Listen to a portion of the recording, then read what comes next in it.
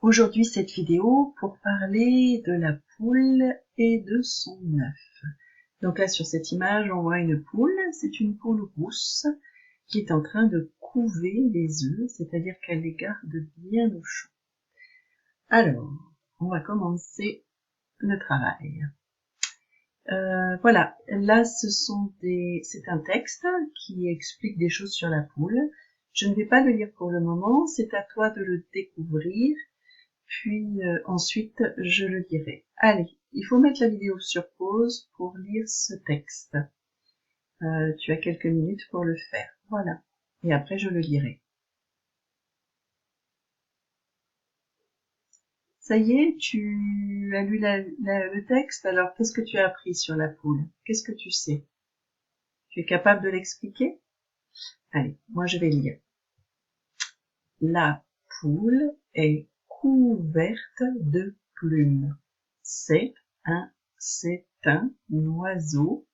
Elle a des ailes, mais elle ne vole pas très bien. Tu as vu, j'ai fait c'est un oiseau. Elle a des ailes. J'ai fait des liaisons là. Donc on apprend que la poule est couverte de plumes, que c'est un oiseau qui ne vole pas très bien. On continue.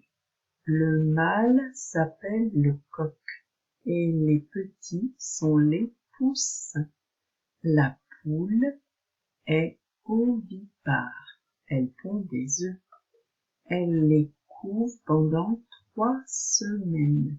Puis ensuite, les poussins cassent leur coquille pour sortir de l'œuf.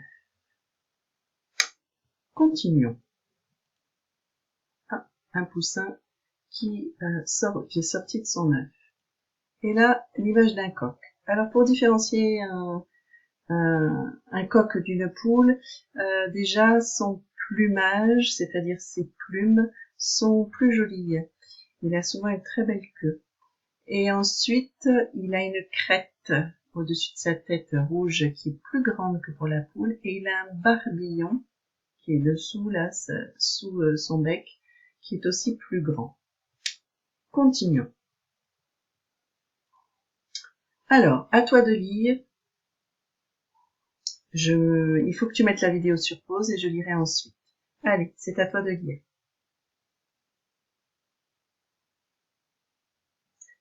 Ça y est, tu as fini de lire le texte. Allez, je continue.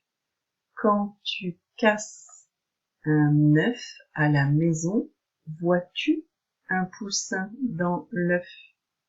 Non.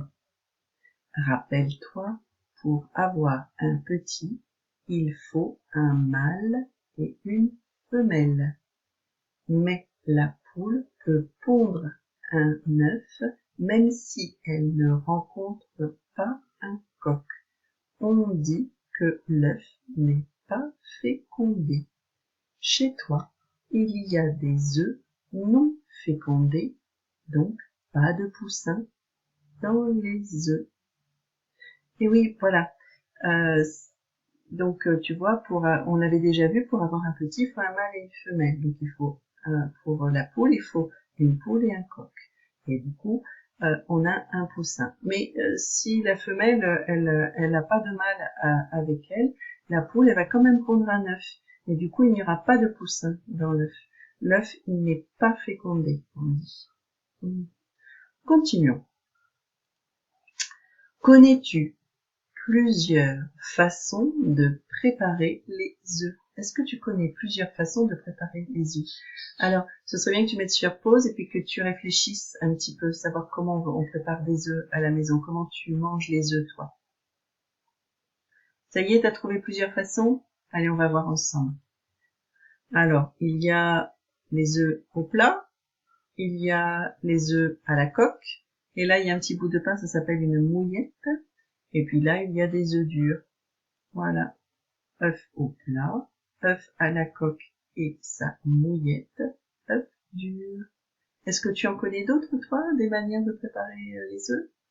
Eh ben, ce sera bien qu'on en reparle quand tu seras en classe. Alors, que préfères-tu? Dans ton cahier, tu vas écrire ce que tu préfères comme œuf. Est-ce que tu préfères l'œuf au plat, l'œuf à la coque et sa mouillette ou l'œuf dur. Donc tu vas écrire je préfère l'œuf au plat par exemple. Et ben à bientôt.